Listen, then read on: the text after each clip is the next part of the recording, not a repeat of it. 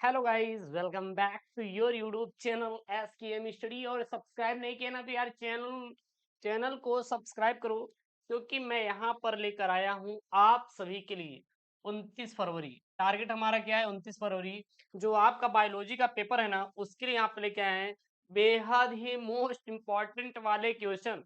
वो चाहे हम बात करें बहुविकल्पी की बात करें, चाहे अतिलघुत्तरी की बात करें, दीर्घोत्तरी, सारे प्रश्न आपको इसमें मिलेंगे। मैं आपका इतना बेहतरीन तरीके से तैयारी करवाऊंगा कि जब आप भी 29 फरवरी के जाएंगे तो 70 में 70 आपको मैं दिलाऊंगा, कुछ भी हो जाए। ठीक है? तो बेहद ही इंपॉर्टेंट वाले मैं क्वेश्चन का सीरीज लेकर आया हूं आपके अपने यूट्यूब चैनल एसकेएम स्टडी पर। प्लीज सपोर्ट करिएगा। मैं एक काम करूंगा, जितना भी पीडीएफ रहेगा मैं सभी पीडीएफ को भेज दूंगा। कहाँ पर पता है? वो मैं भेज दूंगा टेलीग्राम चैनल पर। कहाँ पर भेज दूंगा? टेलीग्राम चैनल पर भेज दूंगा। जाकर वहां से आप लोग क्या करिएगा, डाउनलोड कर लीजिएगा। Link in the description box. यार थोड़ा सा एरर कभी कभी आ जाता है, कोई बात नहीं, हर चीज तो यार इलेक्ट्रॉनिक्स ही है। तो वो क्या नाम है? SKM study. लिंक मैं डिस्क्रिप्शन बॉक्स के अंदर डाल दे रहा हूँ। जाकर क्या करिए, ज्वाइन कर लीजिए। हमारे टेलीग्राम चैनल का नाम है, आपका टेलीग्राम चैनल यार, मेरा नहीं है। ठीक है ना? चलिए करेजा लोग, तैयार है ना आप लोग? क्या ये 70 में 70 खींचने के लिए तैयार है? एग्जामिनर से तैयार है तो चलिए शुरू करते हैं। यहाँ पे सबसे पहले करेजा लोग हम लोग क्या करेंगे? अरे बहुविकल्पी गुरुदेव सॉल्व करेंगे। अरे गुरुजी बहुविकल्पी कौन सा फल आभासी फल नहीं है? अरे गुरुजी आभासी फल नहीं है, इसमें से ये बताना है। अब गुरुजी आभासी फल होता क्या है? एक होता है अंडाशय, अंडाशय या फिर बोले बीजांड, बीजांड के अतिरिक्त अन्य किसी भाग से अगर जब किसी फल का निर्माण होता है तो उसे हम आभासी फल कहते हैं। गुरुजी ये बीजांड क्या होता है? जहां बीज बनता है यार, मतलब ये ऐसे फल होते हैं जो बीज से बनते ही नहीं, बल्कि पुष्पदल, पुष्पासन, इन सारे चीजों से बनते हैं। उसे हम लोग क्या बोलते हैं? आभासी फल कहते हैं। जैसे गुरुजी सेब, सेब भी एक आभासी फल है। स्ट्रॉबेरी भी क्या है? एक आभासी फल है। अखरोट भी आभासी फल है गुरुजी। लेकिन आम के अंदर आप बीज देखते हैं ना, क्या पाया जाता है? बीज पाया जाता है। बीज पाया जाता है कि नहीं, ये बताइए आप लोग पहले। बीज पाया जाता है तो क्या ये आभासी फल है? अरे गुरुदेव बिल्कुल भी नहीं है। तो इसमें से राइट आंसर क्या हो जाएगा? आम। आम क्या होता है? एक आभासी फल नहीं है। चलिए उसके बाद ये भाई साहब बहुत ही इंपॉर्टेंट वाला, बहुत ही इंपॉर्टेंट वाला 29 फरवरी के लिए बायोलॉजी का है क्वेश्चन। 29 फरवरी के लिए बायोलॉजी का क्वेश्चन। लाइक करके एकदम चैनल को सब्सक्राइब कर लो यार, टाइम बहुत कम है। प्रोटीन संश्लेषण के प्रारंभक प्रारंभन हेतु प्रारंभक प्रकूट है, क्या है? तो यूएजी। यूएजी गुरुजी यू का पूरा नाम क्या होता है भाई साहब? यूरेसिल होता है। क्या होता है? यूरेसिल होता है। पढ़ लो, क्या दिक्कत है? एक का गुरुजी पूरा नाम क्या होता है? एडिनिन। एडिनिन होता है गुरुजी। और जी का पूरा नाम क्या होता है? ग्वानीन होता है। क्या गुरुजी? ग्वानीन होता है। क्या होता है? ग्वानीन होता है। ठीक है? उसके बाद यहाँ पे क्या है अगला प्रश्न? निम्नलिखित में से कौन सा एक जैव निम्नीकरण यानी कि जैव विघटित क्या है? प्रदूषक है। जैव विघटित मतलब कि जो जीवाणुओं के द्वारा अपघटित कर दिया जाता है उसे क्या हम लोग क्या बोलते हैं? जैव निम्नीकरण प्रदूषक के नाम से जानते हैं। क्लियर है ना? करेगा, चलिए बताइए। तो है आपका प्लास्टिक। क्या यह जीवाणु के द्वारा इसको हम लोग वेस्टेज पदार्थ को मिट्टी में बदल सकते हैं? बिल्कुल भी नहीं बदल सकते गुरुजी, ये तो हो नहीं सकता। एस्बेस्टास बिल्कुल नहीं हो सकता गुरुजी। ई कचरा, अरे बिल्कुल नहीं गुरुजी। लेकिन वाहित मल एक ऐसा होता है जिसमें जीवाणु पढ़कर उसको क्या करते हैं? नष्ट कर देते हैं। जैसे मान लीजिए आप लोग गौवा से आते हैं ना, तो गोबर ओबर देखेंगे नहीं? कभी कभी हमारी गैया ना गुरुजी गोबर दे देती है, वो भी मिट्टी पर। मिट्टी पर गोबर दे दी तो 10 दिन बाद गोबरवा जाके देखेंगे तो किस में बदल जाता है? मिट्टी में बदल जाता है। गोबर किस में बदल जाता है? मिट्टी में। क्यों? क्योंकि गोबर में क्या होता है? जीवाणु, और वो जीवाणु गोबर को क्या करते थे? सड़ाकर मिट्टी में परिवर्तित कर देते हैं। और गाय का ये क्या है? वाहित मल है। वाहित मल है। क्लियर है ना? या फिर गुरुजी हम केला खाए थे कल रात में, हमारे पापा लेके आए थे, हम केलवा के लेकर फेंक दिए थे, दूसरे दिन तो सड़ा था, चौथे दिन देखा गुरुजी वो मिट्टी में परिवर्तित हो गया था। समझ गए ना? उसके बाद यहाँ पे अगला प्रश्न है, घड़ियाल पुनर्वास केंद्र कुकरैल स्थित है। तो घड़ियाल पुनर्वास केंद्र कुकरैल करेजा कहाँ पर स्थित है? तो यह स्थित है लखनऊ में। कुकरैल घड़ियाल, घड़ियाल पाए जाते हैं गुरुजी। घड़ियाल का होता गुरुजी? तो घड़ियाल मतलब होता है मगरमच्छ करेजा। क्या होता है? मगरमच्छ, कौन कौन मगरमच्छ देखा है? पहले बताइए आप लोग, पहले बताइए कौन कौन मगरमच्छ देखा है, कमेंट करो। अब कहेंगे गुरुजी हमने गांव में भी एक मगरमच्छ है जिसकी शक्ल मगरमच्छ से मिलती है। तो भाई ऐसे नहीं करना है भाई, किसी का मजाक नहीं उड़ाना है, ठीक है ना। हमें पता लगा हमें हमारे ऊपर FIR करवा दे, गुरुजी मजाक उड़ा रहे हैं हमारा। चलिए, उसके बाद करेजा निश्चित उत्तर ही आएगा। गुरुजी कितने नंबर का आएगा? अरे करेजा एक का ही नंबर का आएगा, बहुत ज्यादा परेशान मत हो। एक नंबर का बहुत प्यारे प्यारे क्वेश्चन है यहाँ पे, हर एक क्वेश्चन को सॉल्व करवाएंगे, बिल्कुल तकलीफ नहीं लेनी है गुरुजी। दूसरा का प्रश्न यहाँ पे पहला तो हो चुका है, मैं मतलब एकदम पेपर के अकॉर्डिंग डिजाइन किया हूँ, सब समझ में आएगा, परेशान मत होना, बस समझिएगा। टेपीटम कहाँ स्थित होता है, इसका कार्य क्या होता है? गुरुजी टेपीटम, ये टेपीटम क्या होता है पता है? जो लघु बीजाणु धान होती है उसका जो परत होता है भीतरी वाला, उसी को हम लोग क्या बोलते हैं? टेपीटम कहते हैं। यानी गुरुजी लघु बीजाणु धान की सबसे भीतरी जो परत होती है, अंदर वाली परत होती है, उसे टेपीटम कहते हैं। याद करो, लघु बीजाणु धान की सबसे अंदर वाली परत गुरुजी टेपीटम कहलाती है। गुरुजी जीभ क्या होता है तो आप ये बताए ना, मुहाना के अंदर गुरु जो ने है ना, वही क्या कहलाता है? जीभ कहलाता है। उसी प्रकार टेपीटम है, इसके अंदर एक परत पाई जाती है, लेयर पाई जाती है, उसे क्या कहते हैं? टेपीटम। अब ये रजाई के अंदर वाली कौन सी परत होती है गुरुजी? हम सोते रहते हैं वही हम परत हैं, बस वही है। इस परत की कोशिकाएं विकसित होते परागकणों को पोषण प्रदान करती, मतलब कि जो टेपीटम होती हैं इसमें पाई जाती कोशिका, क्या पाई जाती है? कोशिका।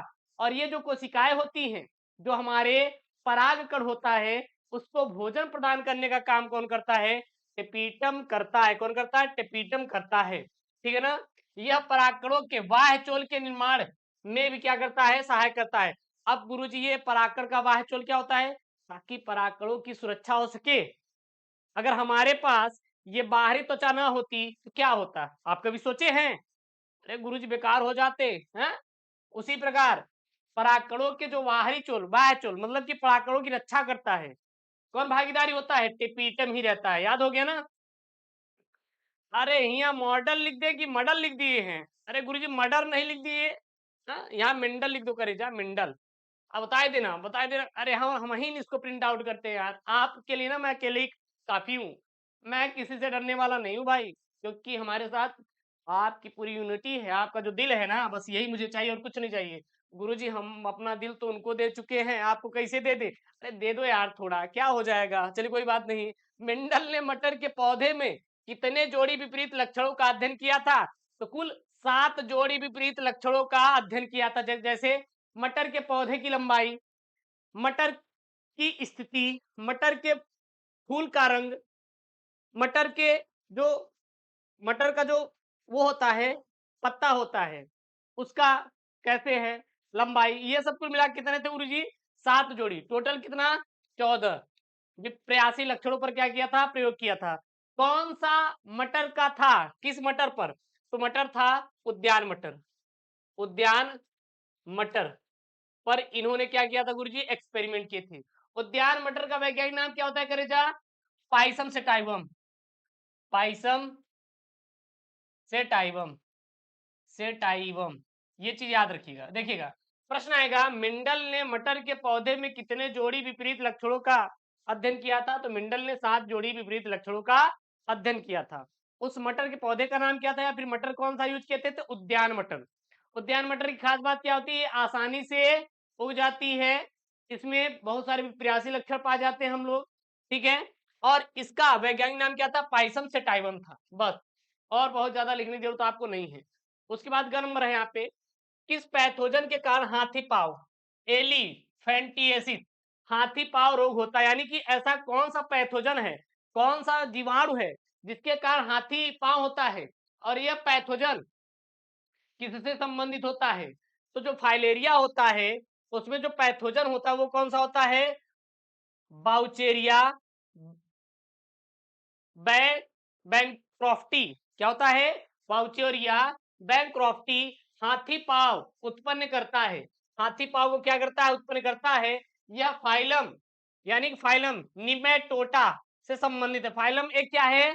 संघ है, इससे संबंधित यह पैथोजन होता है। तो पैथोजन का नाम क्या होता है? बाउचेरिया बैंक्रॉफ्टी, जो कि हाथी पाव मतलब एलिफेंटिएसिस रोग को उत्पन्न करता है। और यह किससे संबंधित होता है? यह फाइलम एक संघ होता है, निमेटोडा से संबंधित होता है, बस। उसके बाद गुरुजी यहाँ पर है आपका कि डीएनए में आर क्या है गुरुजी, जो देखते हैं ना आर डीएनए होता है, आर डीएनए इस प्रकार से करेजा होता है। तो आर होता क्या है, तो उसको कहते हैं रिपेटिटिव, रिपेटेटिव यानी कि पुनरा पुनरावृत्त को प्रदर्शित करता है, ठीक है ना। उसके बाद यहाँ पे है निकेत को परिभाषित कीजिए। निकेत गुरुजी क्या होता है, किसे कहते हैं निकेत, तो सीधा करेजा आंसर देना भूमि भूमिका, यहाँ पे है भूमिका, भूमिका जिसका एक जात निर्वहन करती है पारिस्थितिक निकेत कहलाता है। यानी कि भूमिका जिसका केवल एक जात क्या करती है, निर्वहन करती है, उसे हम लोग क्या कहते हैं, निकेत कहते हैं। उसके बाद यहाँ पे अति लघुत्तरी पेपर में प्रश्न पूछा जाएगा 1 नंबर का, कितने नंबर का, 1 नंबर का पूछा जाएगा। प्रश्न क्या है यहाँ पे, तीसरा क आईवीएफ और जिफ्ट का पूरा नाम लिखिए। आईवीएफ और जिफ्ट का पूरा नाम क्या होता है, तो नोट कर लीजिए। आईवीएफ का पूरा नाम होता है इन विट्रो फर्टिलाइजेशन। आईवीएफ का पूरा नाम इन विट्रो फर्टिलाइजेशन। हिंदी में क्या बोलते हैं, पात्र निषेचन। क्या बोलते हैं, पात्र निषेचन। गिफ्ट, अरे गुरुजी हो गिफ्ट नहीं है जो मैंने अपने उनको बर्थडे पे दिया था, नहीं बिल्कुल ये वाला गिफ्ट नहीं है, बल्कि गुरुजी ये गिफ्ट है मानव स्वास्थ्य से संबंधित, यानी जन स्वास्थ्य वाला है गुरुजी, जिसके द्वारा बच्चे को पैदा किया जाता है, नाड़ी पैदा किया जाता है, सब यही प्रोसेस होती है।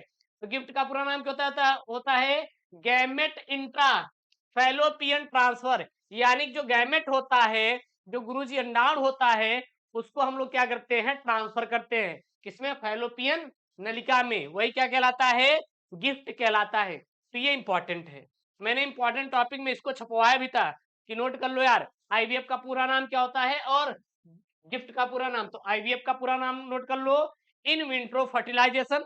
समझ आ रहा है ना, कि समझ नहीं आ रहा है तो कमेंट कर दो, देखो अभी टाइम है अपने पास, सुधर जाएंगे। गिफ्ट का पूरा नाम क्या होता है, गैमेट इंट्रा फैलोपियन गुरुजी ट्रांसफर होता है। अब समझ में आ जाएगा गुरुजी, कोनो दिक्कत नहीं है। असंग जनन पर एक टिप्पणी लिखिए। अरे गुरुजी असंग जनन क्या होता है, हमें तो समझ में नहीं आता।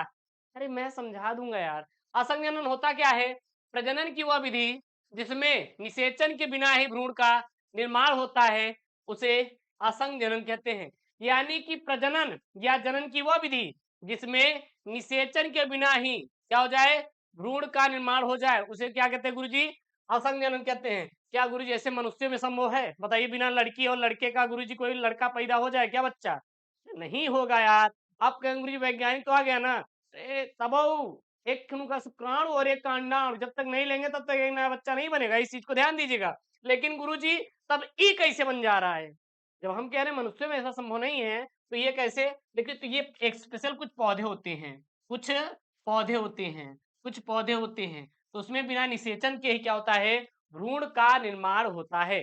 गुरुजी 2 शब्द हमें नहीं आ रहा है क्योंकि पहली बार पढ़ रहे बायोलॉजी, साल भर कुछ नहीं पढ़ते, लास्ट के पेपर दिन पढ़ते हैं।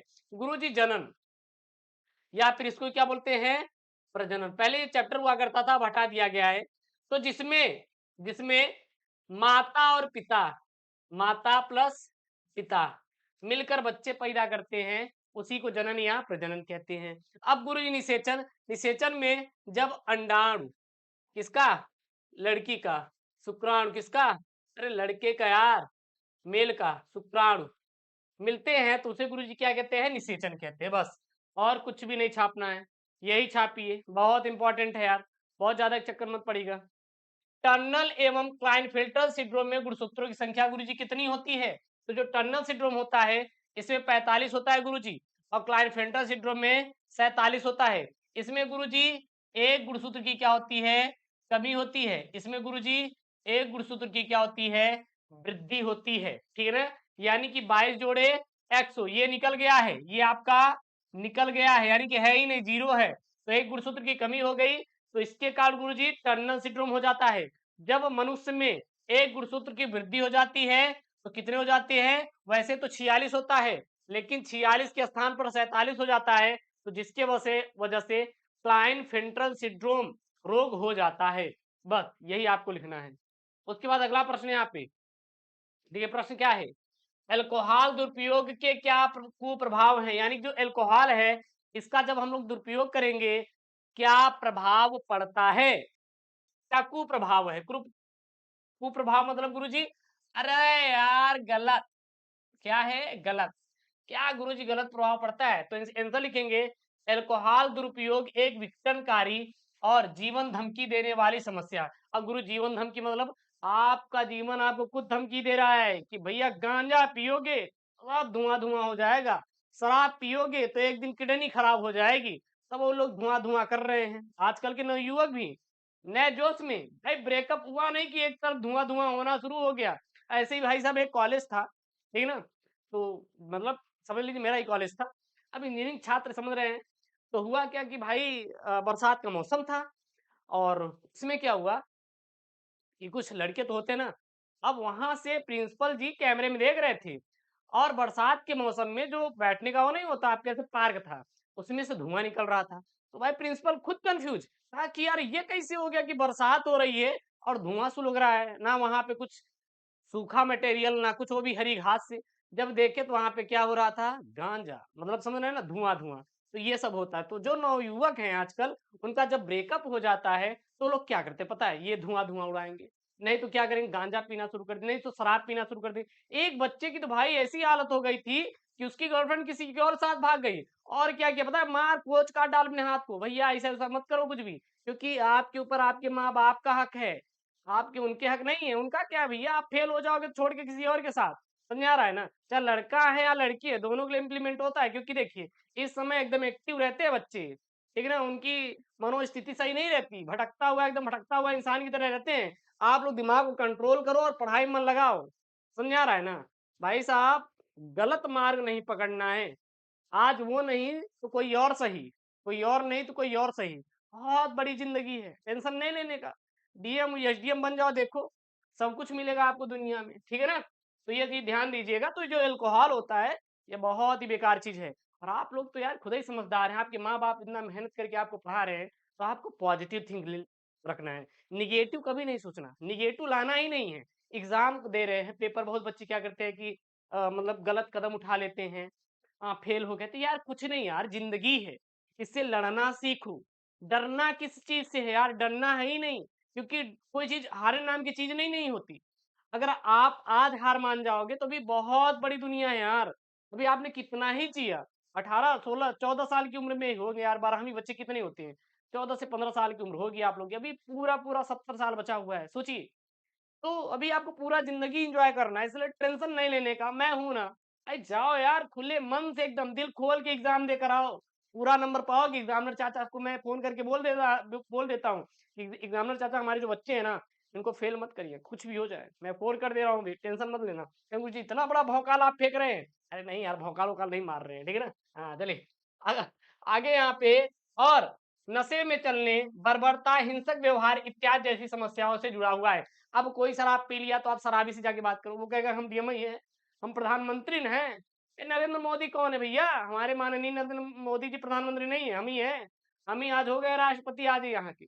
तो ये नशा सब कुछ करवा देता है। बर्बरता करते हैं, बर्बरता मतलब आप देखते हैं कि छिनौती करते हैं, ठीक है ना? और हिंसक व्यवहार करते हैं।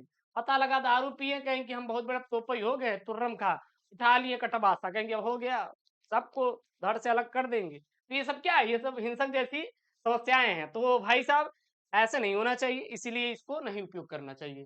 हर कोई समझता है कि सभी शराब संबंधित समस्याएँ खतरनाक है, बस यही और कुछ नहीं, यही चीज़ लिखना है। उसके बाद यहाँ पे आपका जैव विविधता हॉटस्पॉट से क्या है? यानी कि जो जैव विविधता हॉटस्पॉट से आप क्या समझते हैं? ठीक है ना? इसमें क्या लिखेंगे?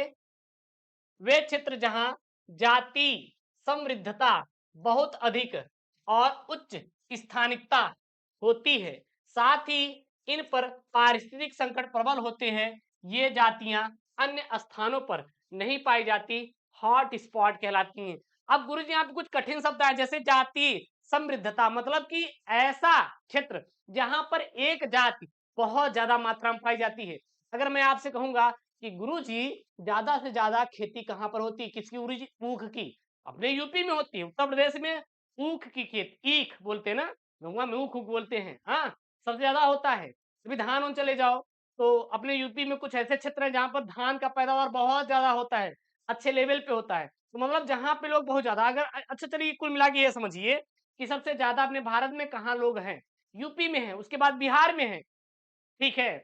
तो जहां पर एक जातियों की संख्या बहुत ज्यादा होती है, हाँ, और उस पर संकट बहुत ज्यादा रहता है, क्योंकि यूपी के बोलो कि चले जाएं वहां पे थाईलैंड में सर्वाइव कर ले, कहेंगे गुरु जी थाईलैंड में कौन जाएगा, हम यूपी के हैं, हम यूपी में रहेंगे, हम थाईलैंड में थोड़ी नहीं जाएंगे। वही है ना कि मतलब आप कहीं और जगह सर्वाइव नहीं कर सकती, कहीं और जाकर रह नहीं सकते। वही क्या कहलाता है, हॉट स्पॉट कहलाता है। जैसे कि आया था कोरोना वायरस, कहते हैं ना हॉट स्पॉट, यानी वहां कोरोना के बहुत ज्यादा मरीज हो गए हैं, अब उनको कहीं जाना है का आदेश नहीं है, नहीं तो और लोगों को फैला देंगे, बस वही क्या है, हॉट स्पॉट है। समझ आ रहा है ना, हर एक पॉइंट समझ आ रहा नहीं, कमेंट करो यार, लाइक नहीं कर रहे हो यार, लाइक देख रहे बच्चे नहीं कर रहे हैं, लाइक ठोको, लाइक टारगेट है 2000, मुझे पता है कि लाइक टारगेट करवा दोगे 2000। उसके बाद लघु उत्तरीय प्रश्न, करेजा कितने नंबर का आएगा भैया, ये 3 नंबर का आएगा, 3 नंबर का आपके पेपर में आया, कितने नंबर का, 3 नंबर का। यहाँ पे है क्या, परागण के प्रकारों का वर्णन कीजिए, मतलब कि परागण कितने प्रकार के होते हैं। तो देखिए परागण कितने प्रकार के होते हैं, 2 प्रकार के, स्वपरागण और पर परागण। परागण कितने प्रकार के, 2 प्रकार के, स्वपरागण और पर परागण। It is IMP topic for UP board exam 29 फरवरी, ठीक ना, जो पेपर है उसके लिए ये इंपॉर्टेंट है। सबसे पहले गुरुजी परागण तो समझा दीजिए, स्वपरागण परागण बाद में समझेंगे। ये परागण क्या होता है, तो देखिए करेजा, जो परागण होता है इसे कहते हैं परागण, नोट कर सकते हैं। जो परागकण है, क्या है, परागकण, माइंड मैप समझिए।